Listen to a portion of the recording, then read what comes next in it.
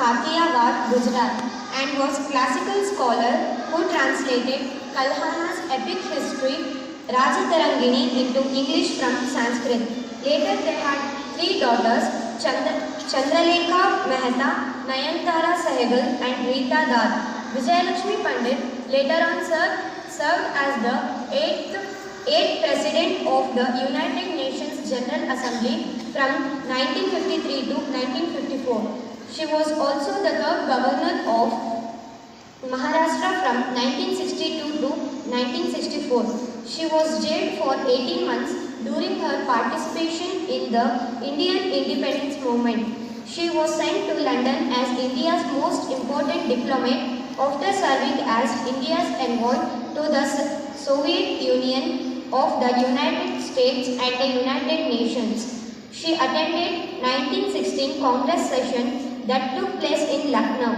She was impressed by Sarojini Naidu and Annie Besant, and she also worked in the office that used to publish Young India by spending her time in Mahatma Gandhiji's ashram in 1920 near Ahmedabad. In 1937, she was elected to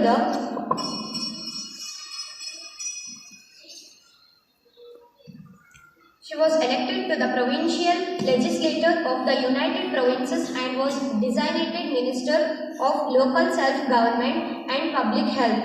She held the later post until 1938 and again from 1946 to 1947. When her husband Ranjit Sitaram Pandit died in 1944, she experienced Indian inheritance laws for Hindu widows and campaigned with All Indian Women's Conference to bring changes to these laws.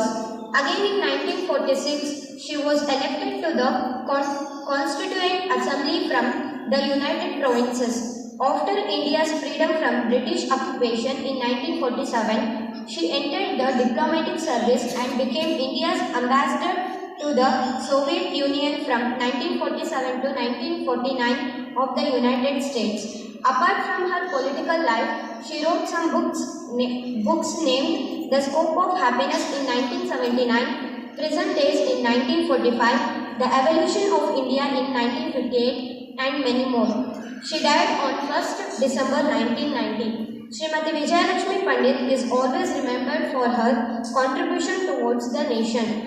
One of the special things is, today the 18th August is her 123rd birth anniversary. Thank you for giving me this opportunity to speak about such a wonderful woman who dedicated her life for India's freedom. Thank you, one and all.